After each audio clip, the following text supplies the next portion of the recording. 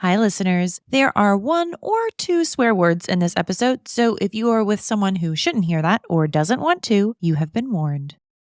I loved it as a visitor last year, and it definitely made me go, now that I've done this, I can do it. I've been through the hardest part. Now I know what I'm getting into. But I will say it's so financially challenging. There's so little help. And I have so much privilege. I choose to live in this country. I had a day job. I have a day job. I was able to crowdfund through my community. I'm a woman. I'm white. I'm able-bodied. I'm neurotypical. I have all these privileges, and I had a hard time. All my friends with disabilities will not go to Fringe on the basis of it is so ableist and it is so not friendly to disabilities.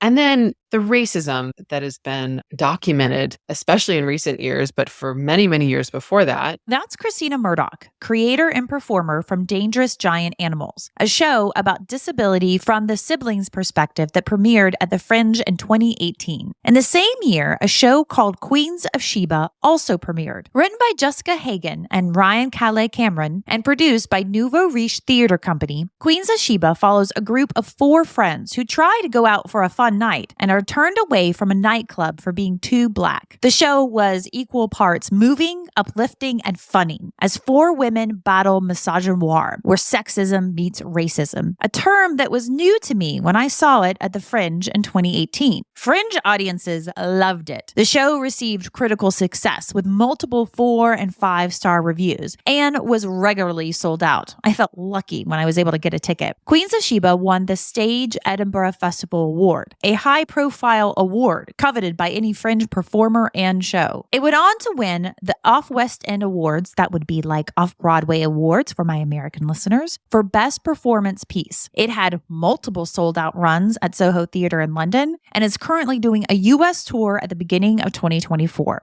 Hooray! Queens of Sheba fixed racism at the Fringe. We talked about it. We laughed. We cried. It's fixed, right? Someone said that they went to one of the Fringe events and there was no one of colour there and no one was interested in talking to him or hearing what he had to say. When you are POC, that's how it feels. And there's no disregarding. It feels like it's because of the colour of your skin. That was what Sarah Vigis, senior producer at Nouveau Riche and creative producer at Sarah Vigis Productions, said to me shortly after Fringe 2023. Sarah joined Nouveau Riche in 2022. So there's loads of different barriers. I find it knackering, and that's even before I did the show standing up. Doing the show standing up is a choice that I have made, and I'm having to get massages, and that's costing me 65 quid a pop, which is a barrier. But in real terms, the big barriers, I think, are the accessibility of the venues. I am Aaron Simmons. I am a stand-up comedian that cannot stand up. But this year, I am standing up. I've said that almost 1,000 times this year. Aaron Simmons is a stand-up who, in 2018, was performing his first Fringe show. He has done 3 Fringes since, including 2023, where I spoke to him. Aaron has been named a finalist for BBC New Comedian of the Year, nominated for Broadway World UK Best Comedy Show, and has been named Jewish Comedian of the Year. He has been seen on The Russell Howard Show, Comedy Central, and BBC. Some of the venues I would love to play, I can't. And not for me personally, because I can get into somewhere that is not fully accessible. But I will not do a show that a disabled person cannot get into. And I recognise that there are some people who are not as able as I am. And so to be like, fuck it, I can get into this venue, sod it if you can't, I'll get enough able-bodied punters. That's not what, A, I would want to do, and B, not what I think anybody should do. Sarah and Aaron's voices may sound familiar because you have heard from them in previous episodes. In episode 1, Sarah talked about the dreams of those going to the Fringe and the possibilities of the Fringe. I guess you're looking at Phoebe Waller-Bridge, right? And Fleabag. That could happen. It probably won't. Not to be the Debbie Downer, but the likelihood is low, but still there is that dream. In episode 2, Aaron told us how he does 2 shows at the Fringe to break even. The size of venue that I do at the paid Fringe, with the way that I do it, I can't make money. Because I spend money on PR, money on production, money on a director, you just can't sell enough tickets to make that money back. I do 2 shows a day to break even, and that's the only way that I can afford to do the festival. Through Niamh, Hannah, and everyone we have spoken to so far, we have established Fringe is hard even if everything lines up perfectly, and especially when it doesn't. But what if you are disabled in a city of hills and just over half the venues are not accessible? Or you have to deal with racism on top of the challenges of putting on a daily show? What is the Fringe like for you? For this episode, we are going to hear from two artists facing those challenges and what they are doing to meet them. I'm Molly Merwin, and this is the penultimate episode of Fringe Benefits Edinburgh, a story about the Edinburgh Fringe Festival.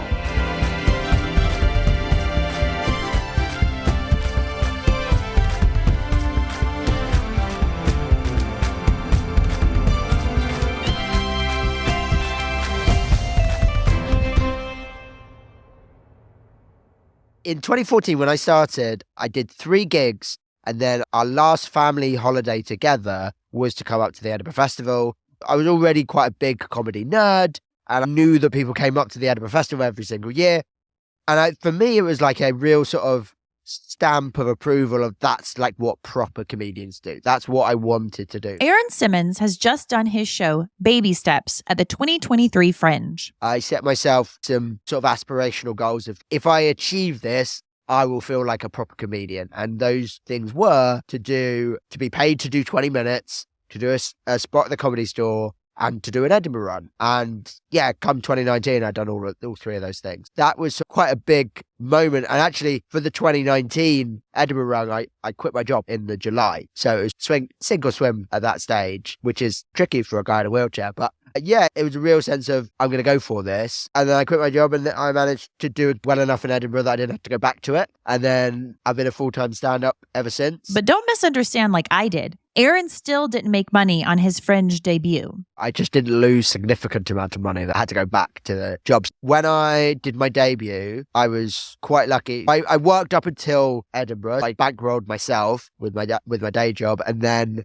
I paid for all the costs before Edinburgh, and then it sold well enough that it didn't cost me a couple of £1,000 extra on top of that. Aaron has cerebral palsy, which is the name for a group of lifelong conditions that affect movement and coordination. According to Scope, a disability charity in the UK, 1 in 400 children in the UK have cerebral palsy. The Cerebral Palsy Alliance says that 18 million people worldwide has cerebral palsy. The condition affects each person differently. Around 40 to 50% of people with cerebral palsy use a wheelchair. So when people with this condition find themselves in a city like Edinburgh with giant hills that even an able-bodied person breaks a sweat going up, what is it like for them? I mean, you mentioned the hills. That is the biggest thing. The cobble streets don't make it any easier. That's not great at all. I think there are a lot of things that people don't really realise until you come up to, like, I certainly didn't realise. So I'm a very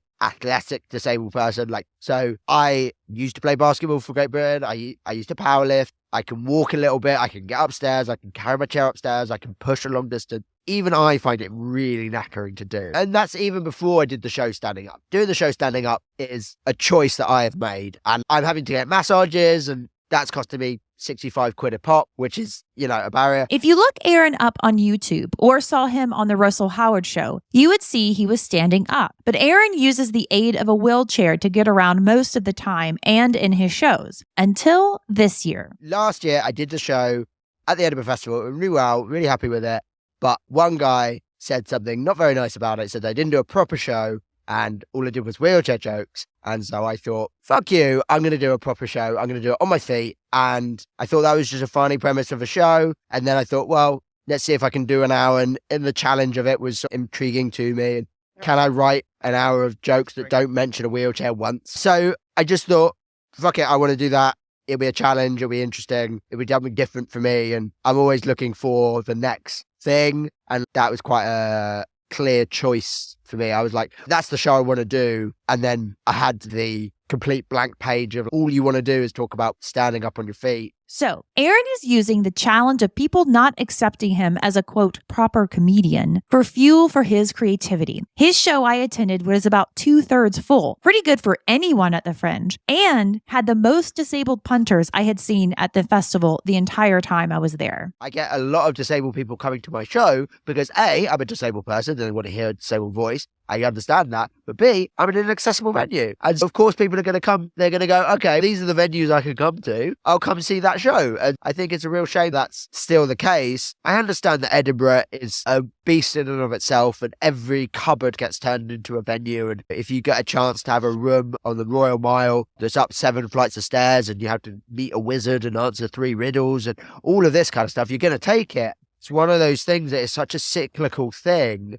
When you try and think of disabled talent, there's not a lot of disabled talent out there, particularly on TV. People like Rosie Jones are doing fantastic stuff for disabled people, and she's wonderful, and I cannot speak highly enough of her. And we need people like Rosie to show that disabled people can bloody do this, because if you don't have people like Rosie showing that we can do this, people doing open mic gigs or doing club gigs aren't going to make their venues accessible, because why would they bother? Because they can get enough able-bodied acts. And so it's one of those things that it becomes a cyclical nature. If you're not doing any accessible gigs, how are you going to get any disabled acts? And if you don't have any disabled acts, why would you ever make your venue accessible? And so it's just a vicious circle. So I think the more we make our voices heard, and the more options we have to showcase what we can do in an accessible room, the louder our voices become, the more that people can't ignore us, and the more generalized accessibility becomes. According to a research briefing published by the House of Commons, there are around 16 million, or 25% of the population in the UK with a disability.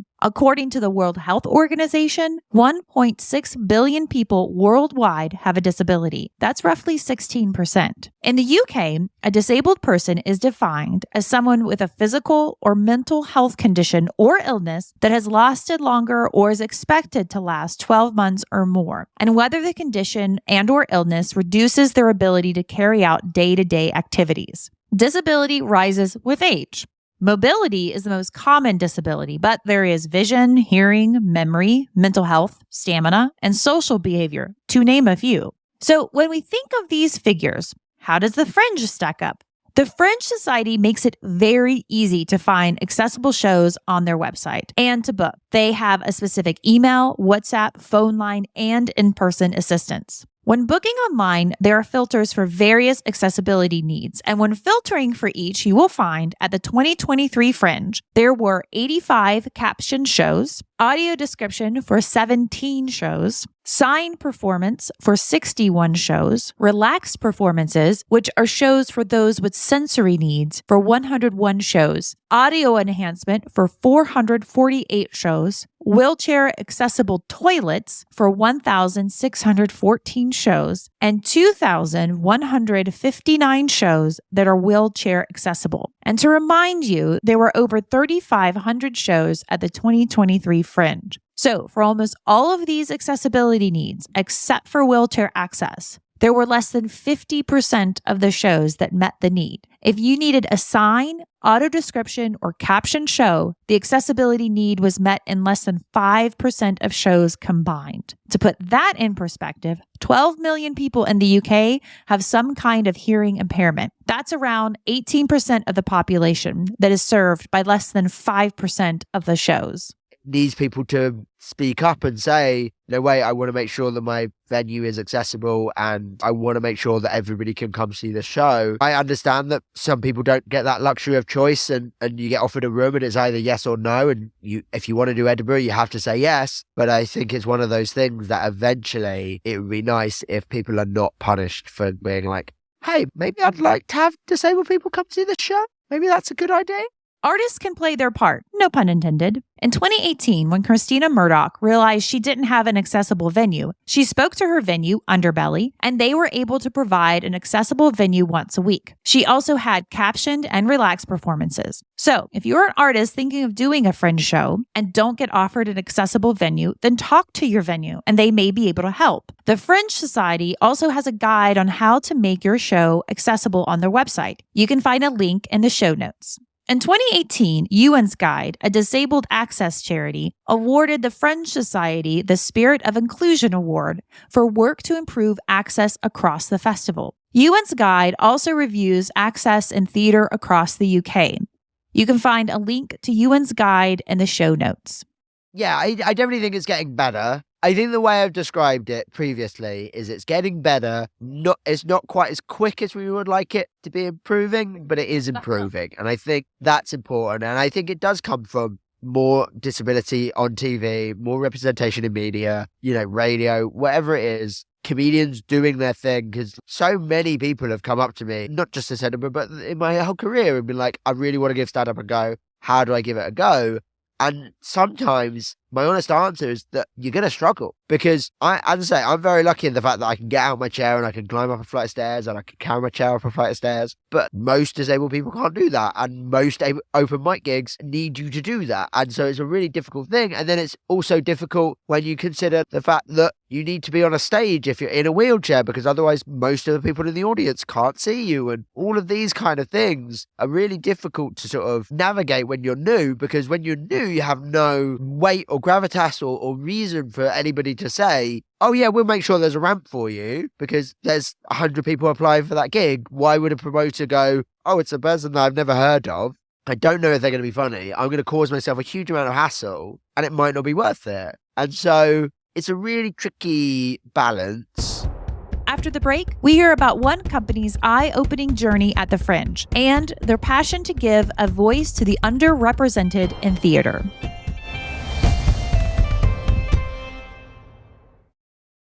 Hi, listeners. I hope you're enjoying the episode. If you're thinking, that girl needs a coffee, you'd be right. Except I don't drink coffee, I drink tea, which is very un-American of me. But if you'd like to support the show and buy me a coffee, which I will use to buy a tea, you can go to fringebenefitspod.com. That's fringebenefitspod.com. Thanks so much for all your support. Enjoy the rest of the episode.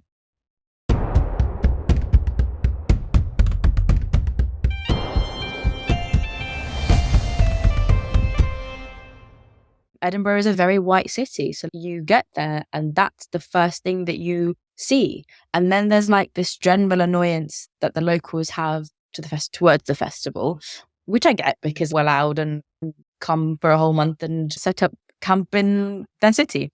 So fair enough. But still, they know that you're an artist because you go around for all your passes and stuff. And you, as it is, get a weird look. And then being brown, that obviously gets taken in a certain type of way. And you just don't see any other South Asians around. You don't see any other Black people around. And it's weird, especially if you're from London. It's a real shock to the system. Because Edinburgh is a big city. I've been to Manchester. It's quite diverse. Been to Liverpool and it's quite diverse. Bristol, diverse. So I really didn't expect it to be as white as it was. And that was hard. I'm Sarah Vigis. I'm the senior producer at Nouveau Riche and the creative producer at Sarah Vigis Productions. When Nouveau Riche made its Fringe debut in 2018, it did so out of a profound need for representation and diversity on stage. Ryan Kelly-Cameron, our artistic director, he was like, there's no space for me, essentially my friends, my people, to make work. And I'm not seeing our work on stages. There was a real lack of diversity. So he started off this company because other people weren't giving him jobs. Other people weren't giving him a chance. And he was like, okay, cool. If I can't get a seat at their table, let me just create my own. So that's how Nouveau Riche started. They created the company as a necessity for that, but also because there's this thing called the Untapped Award that New Diorama Theatre run. I've been running for a really long time. And they were going to apply for that with Queens of Sheba to go up to Edinburgh. And as part of that, there's one section that's, if you have a company name, please put it here. And the way NDT works is they support companies and collectives. So that was born from, oh, cool, we need a company, but also this makes sense to do because no one else is allowing us in to their company. So let's create our own. And it was essentially him and his friends. And then they got the Untapped Award, went up to Edinburgh, developed Queens of Sheba. It did really well. And we have, apart from the COVID years, we've been up to Edinburgh every year since. Since their first show at the Fringe, Nouveau Riche has gone on to win awards and accolades beyond the Fringe. In 2023, they received 2 Olivier Award nominations, the highest honor in UK theatre, for the show Black Boys Who Consider Suicide When the Hue Gets Too Heavy, which played on the West End. We focus on bringing Black and global majority stories to stage, stories that haven't been told before and that depart from the traditional Western ways of storytelling.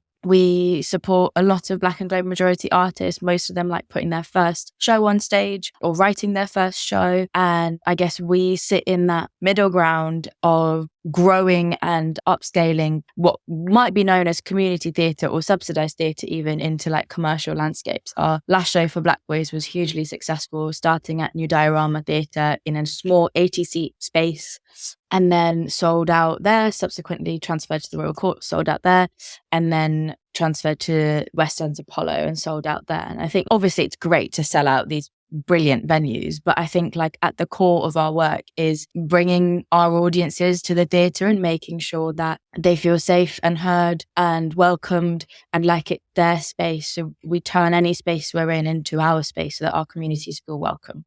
I asked Sarah how and what they do to make their communities feel welcomed. So the best example, the one I liked the most, is at NDT. NDT is New Diorama Theatre. They allowed us to get Kay Rafai in, who does this project called the Smiling Boys Project, and he goes into these state schools who have a majority Black boys and takes them through this workshop. It all surrounds happiness and what makes you smile, but like he uses photography because that's his medium, and then the whole thing ends with this exhibition of all the boys and he takes pictures of them smiling. So he very kindly lent us some of the photos and we hung them up all around the theatre. We had a party night where we had like a DJ come in, and all Nouveau Riche shows, whenever we have a press night or a party night, we get a DJ in, and it's always like the best party. We had the theatre got in like Ray and Nephew for audiences because it's a common drink, and a lot of theatres don't have Ray and Nephew, but it's like just a thing where like you recognise it and it's, oh cool, that's part of my culture. This is possibly something that's outside of just the Black Anglo majority culture, but there was an announcement at the end that allowed people to just sit in the theatre for however long there. We created a lot of self-care guides, which had Black male therapists specifically, some free, some paid, and those were shared around, and we had like really clear trigger warnings for the performance because yes, there's suicide in the title, but also just so people know there is suicide mentioned in the show. And so much more than that. We tried to make sure that anything that could be a trigger was covered in that. And I strongly believe that content warnings and trigger warnings are really important. Moving forward, when we went to the West End, we had a massive speaker in the foyer playing like Afrobeat and drill and all of that sort of music that you don't normally hear in a theatre space, but it suited this show. Our audiences loved it. You know how stressful it can be rushing to a show and fearing you'll be late? Well, Nouveau Riche takes a different approach to start times. We were also a lot more lax with starting times because I guess that audience is used to like probably going to the cinema and not really the theatres. Like a lot of them turned up at 7:30. So we had queues at 7:30. 7:45. Sometimes the show started at 8, which we were expecting. And there was a lot of conversations about, okay, do we put an earlier time? But then we're like, no, we're lying to our audience. We put 7:30 and expect to start later, and that's fine. Prior to joining Nouveau Riche, Sarah had her own unique audience experience thanks to the company, one that reshaped her perspective as someone who had practically lived their life in the theatre. The first show I ever saw of Nouveau Riche's was Queens of Sheba at Soho Theatre. And that was also the first time that I was sat in a theatre, in an audience, and I was not the minority. It was full of Black majority people, there were South Asian people, and it was visceral. I can remember being so emotional after because I was like, people are reacting to this. They're loud and they're cheering and they're responding, and something in them has come alive seeing this show. And then like just the buzz afterwards and the energy was so different to anything I've ever seen. I think there's just this immense joy of seeing yourself on stage and your stories and your truth laid out on stage, and seeing that like other people, like they're reacting in the same way to you, meaning they feel this and you don't feel alone. You feel part of a community of people. And I think there's nothing quite like that. So when she went to the Fringe for the first time in 2022 with the company, the experience was harder than she was expecting. And we went up and I vowed that I would never be back again. Why would you never want to go back again? It was a lot. It was really stressful. Wasn't easy. It wasn't just not easy on me, but it wasn't easy on my cast and my team. How so? And there was a lot of racism, a lot of microaggressions, a real lack of like our people up there and our communities up there. Someone was telling me this year that as a Black man, he was like, I had to jump in an Uber and drove about 45 minutes to an hour outside of Edinburgh to get his hair done while he was there because he was there for the whole month. And it's things like that. Like there isn't a hair shop in sight. There isn't an off license that has any of our spices or food or people. Things came to a head for the cast and company when the microaggressions and racism didn't stop at the festival door. A member of staff from another venue who invited the cast onto his show said to them very casually, "Oh yeah, I can refer to you as coloured, right? That's fine. Coloured is an okay term. That's the term I've grown up using." He was quite old. So that was maybe the level of it. And then the spiral from there was, who do we go to? This is a serious problem. I wouldn't consider that a microaggression. I would consider that racism. There was no proper system to report that to. He still came back the following year. He was there this summer gone. I was in London when my cast told me this. I was at a loss of what to offer them. I can only offer you my listening year. And I was really like, I don't know where to go from this. I don't know what the procedure is or how to take this further. So I was like, how would you like this taken forward? What is the ideal for you? And then they all were like, we'd really like for it to go further up and for people to be told about this. So I did the necessary telling the venue that he was at and then telling our venue. And we obviously wrote a call to action at the stage then published. As a result of this incident, Nouveau Riche wrote an open letter, which was then published in The Stage. In it, the company addressed lack of funding and pay, upfront costs, and also highlighted their experiences at the Fringe in terms of lack of diversity and safety for Black and global majority artists. In part, their statement said, quote, "Throughout the festival, our company has had to work twice as hard, being not just artists, but also activists. The cast has reflected feeling like the token Black women, very often performing to mostly white audiences, being mistaken for actors from other productions with Black actors, and no effort was made to learn their names. One such incident was when a man who wanted to interview the cast asked the cast if he could call them colored. Although the team apologized, they used his age as an excuse for his lack of education. The constant fight and expectation to educate those around, as well as performing over 20 shows, has taken a toll on the team. This has been disheartening for our cast, which has tarnished their first experience of Edinburgh Fringe." On the Edinburgh Fringe website, it says, quote, "Anyone who has a story to tell and a venue to perform in can put on a show here." This quote truly sums up the essence of the festival. There is no limitation to what graces the Fringe stages. However, we, artists of color, like many marginalized groups, struggle to find truth in this statement. This does not truly reflect the struggle and the financial strain for artists of color and working class artists to produce a show at the Edinburgh Fringe, end quote. The full statement can be found on the stage's website and will be linked in the show notes of this episode. In 2023, the Fringe Society approached Nouveau Riche to be anti-racist consultants for the festival. The Fringe is an incredibly diverse place in lots of different ways, but Edinburgh itself is not necessarily reflective of that. So the disconnect between the artist and the audience can sometimes feel quite stark. And we get artists that talk to us about not seeing themselves in their own audience. And that's got to be challenging at times. I'm Lindsay Jackson, and I am the Deputy Chief Executive of the Edinburgh Festival Fringe Society. Priority with Nouveau Riche is to acknowledge that we can't just broadcast to an entire community of people and expect them to engage, that we need to have an active conversation. So Nouveau Riche's job really is, in my understanding of it, is to help make sure that those conversations are taking place. And we don't want to just hear from Nouveau Riche. We want Nouveau Riche to bring others to the table so people can talk about their lived experience and can share their own experience. And there's a lot of work to do there. And I think a lot of the work that needs to be done is actually about helping artists and audience find one another. But there's a lot to do generally in that area. And the same goes for disabled artists. As part of the partnership, Sarah has been engaging with Black and global majority artists, gathering their personal stories and experiences. It was really hard emotionally because I was obviously chatting to people, a lot of global majority people about their experiences. And it was hard because I had people being like, I had 4 people in my show yesterday. Or someone said that they went to one of the Fringe events and there was like no one of colour there and no one was interested in talking to him or hearing what he had to say. Or someone was like, had no reviewers in it, even though I've invited people. And you put aside whether the art is good or not, even things that get 1-star reviews, 2-star reviews, like they get audiences in.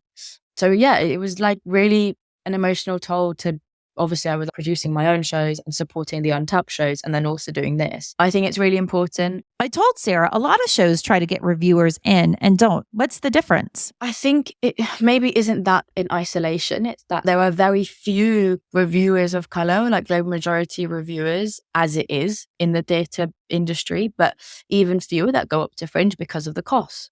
And also because there aren't that many shows with people of colour to review. I think there was a lot more this year than there was last year, and it grows, but still, to their time is probably spent better off being in London. So that could be a factor. It just could be a reason of non-global majority reviewers thinking, oh, maybe I won't get it, or maybe I'm not the right person to review it, so I'm not going to go. Fringe is really difficult. It's tough to be like, oh, the reason is because I'm a person of colour. But when you are POC, that's how it feels. And there's no disregarding that. It feels like it's because of the colour of your skin, because you can't even say that, oh no, I just made a bad show, because the reviewers haven't come in to review it to know whether it's a hit or a miss. In 2018, the Fringe of Color initiative was started to address the lack of Black and people of color shows and the disproportionate lack of promotion and support they receive in comparison to productions by white performers. According to their website, the project began as a database of shows and developed into a free ticket scheme in 2019, providing people of color with tickets to attend shows by performers of color at the Edinburgh Fringe and beyond. In 2020, the project became a film festival called Fringe of Color Films. They still keep a database, and best I could find, the only database tracking shows at the Fringe with global majority and persons of color led shows. According to their database, which is self-reporting, there were 43 shows with 50% or more performers or speakers on stage that were Black or persons of color.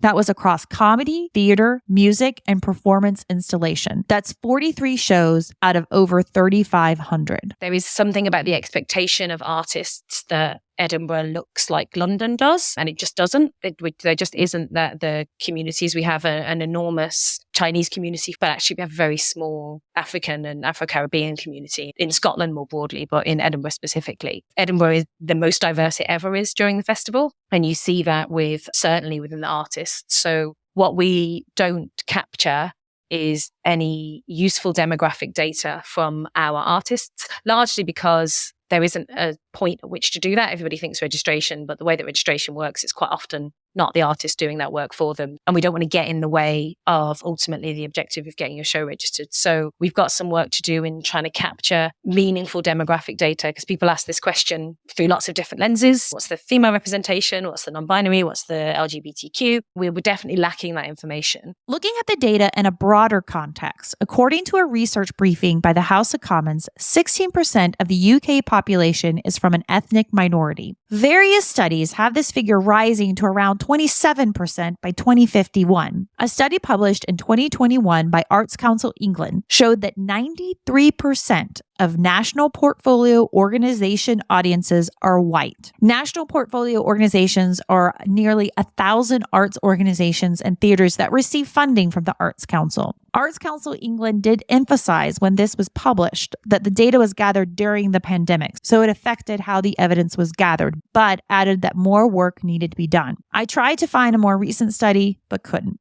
Considering how the current demographics are and how the UK is expected to get more diverse, are UK theaters and organizations missing out on a large number of potential audience members and potential stories being shown on stage? In my conversation with Sarah, we actually didn't talk about the Fringe specifically for a while. We mostly talked about theater, some of the unspoken rules, some norms that need a middle ground, and making it more accessible and approachable in general. The first time you go to the theater could be when you're 5 or when you're 55. So how are you supposed to know what to expect, especially if you come from a family or a community that doesn't often go to the theater? There's all these rules that we have when we go to the theatre, and you just don't know them if you don't know. And I think it's like any event. So like going to the football, there's a set of rules and expectations. Going to a museum, going to a concert or a festival, there is like a ritual to all of these events that you follow. And there's a way of an order of things that might happen, and the things that might be available, and the things that you are allowed to bring in or not bring in. And I think it's making that clear and really transparent. Like, okay, cool. Like there might be songs in this, but don't sing along. Or there'll be a time for you to sing along if that's the rule. And I think there are like different types of theatre people. Some are very old school of you must come dressed in a certain way and you must be quiet throughout the whole show and you cannot leave and you cannot re-enter and you must not be on your phone whatsoever. But then there is also this middle ground. I was very much, oh my God, do not use your phone in the theatre. And then I was dog sitting and the whole time I was like, I just want to see if there's any messages. And if you've got kids or you're a carer, obviously if you're going to pick up a phone call, don't. But if it's something small and quiet, is that okay? And is it too much to ask for other audience members to understand that everyone has very normal things happen to them while they're in the theater? Oh, this really annoyed me. I was seeing Dear England at the National and I had gone to the toilet before the show, still needed to go to the toilet halfway through the first act, waited until the transition. I was like so quiet, bent down, etc. And some man still had the audacity to be like, oh, really? Now? Really?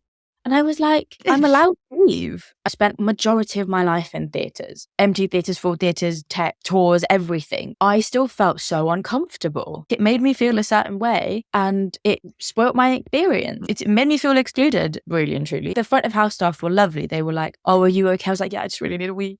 And then they showed me where I could go back and stand until the interval and all of that kind of stuff. It's a very normal thing to need to go to the toilet. People do it in cinema all the time and it's so fine. It's a very normal thing to be triggered by something and want to leave. And I think that's fine. And I think as theatre gets more bold and is taking more risks, you can't be shitty to people if they want to leave because you don't know what they're going through, whether, you know, they're having a real visceral reaction to the stuff on stage. And theatre should be bold and risky, but yes, we have a duty of care to our audience at the same time. When it comes to the Fringe, Sarah hopes her and Nouveau Riche's experiences can help others who are looking to come. Part of the Fringe Society partnership that we're doing is we want people to just be aware of and know what to expect at the very least. I think that's a knowledge share that we can do because of our experiences at Fringe previously, that we can just be like, this is what to expect. This is how we protect our artists. Just think about how you're protecting and like the well-being and mental health of your artists, what you're putting in place. We are not the be-all and end-all of the global majority theatre makers, so I'm definitely doing a lot of feedback sessions with people to hear wider thoughts. I'm not Black, so I can't speak for that community. And also, like, I'm not East Asian, I can't speak for that community. And there's a huge East Asian theatre-making community that goes up to Fringe. So definitely speaking to shows and groups of people, like getting like actors together, producers, and directors and that kind of stuff, and people from different global majority communities to hear their thoughts and their feedback on what works. Like I've got an idea of a plan of action for next year that I'm hoping we can put in place. Small things, like nothing massive. I think there's like a structural thing that needs to change, which we have no control over. But if we can put little things in place, then I'm all for it. So considering all this, microaggression, racism, and lack of reviewers, why would Black and global majority artists want to keep coming or try to come to the Fringe in the future? I think Fringe has the unique ability to grow your work off the back of quite a few shows that either I was supporting or working on. There's been relationships developed. And I know every time I've gone to Fringe, I've met like the most wonderful people. I've fostered new relationships and friendships and gone on to work with people, or they've given me work, or I've hired them, or built a relationship with a venue in a regional theatre that I probably wouldn't have done outside of Fringe because I live in London. Those benefits are unique to Fringe. And I guess that's why I keep going back. And yeah, I wouldn't deter the global majority of people from going. I think if you can afford it, go. It is the biggest opportunity for a theatre person. It's, especially if you're early to mid-career, I think it's brilliant. It goes along with the other reason Aaron told me why he goes to the Fringe. You might remember in episode 2, Aaron said while he might have one crazy month during the Fringe, Fringe allows him to have 11 nice months. I think the other thing about Fringe that I don't think is widely talked about is the fact that it's such a good yardstick for measuring your own growth as a person, like professionally, personally, emotionally, mentally, all of that stuff. You're tested to such an extent that this year I can see a real marked difference between how I interact with myself compared to last year, compared to this year. And I think that's really important. And I'm not saying do the Edinburgh Festival because it'll test you so much that you almost have a mental breakdown. And then when you don't have a mental breakdown the next year, you'll feel good about yourself. But I do think that having that experience that is so unique gives you that chance to actually recognize this is what you've done in the last year, professionally, personally, and emotionally, mentally, and all that kind of stuff. I think that's really great. In the UK, The Fringe is a sort of poster child for theater in general, the good and the bad. At its best, The Fringe raises new voices and issues to the forefront. At its worst, voices and issues get drowned out. The Fringe also acts as a facilitator of not just new work, but of conversations. Conversations about identity, representation, and how the world is reflected on stage. But these conversations need to happen beyond the Fringe, beyond 3 weeks in August. And they are beginning to, in some places. Because when you have more diverse voices being heard on stage, you have more diverse voices being heard off stage. I think the biggest improvement, I would say, would be the generalized appreciation of diversity. And I think that's a really important thing to remember, is that, yes, there are still the odd bill where it is, or maybe more than the odd bill, but there are still bills on the comedy circuit where it's 4 straight cis white men. And you know what? There probably will always be some of them going around. I personally don't like that. I don't like it when I am the only bit of diversity on the bill. And I think from an audience perspective, even if I'm going to see a show, I don't want to see 4 of the same comic do 4 of the same jokes for 20 minutes. So it is one of those things that, generally speaking, I think more and more people recognize that diversity is a good thing, and it's not about quotas anymore, and it's not about just appearing to look woke and all of that bullshit, but it's just that the comedy shows are better when you have people from different voices and different experiences telling you about their lives. Next time on the final episode of Fringe Benefits Edinburgh. I feel like I don't have anything left to give to 2023, and I'm like very ready for it to be Christmas and just go home for a week and then start afresh in the new year. As stress levels increase, it becomes more difficult to find and trust your instinct, and you make decisions that when you look back on, you think, I maybe would have made different choices. Fringe Benefits Edinburgh was written, produced, edited, and hosted by me, Molly Merwin. Script consultant, Tom Noonan. Original music by Colette Jonas. Supporting producer, Alex Merwin. If you liked this episode, please like and follow or subscribe wherever you listen so you know when new episodes come out. And maybe give us a 5-star rating. It helps continue podcasts like these. Thanks.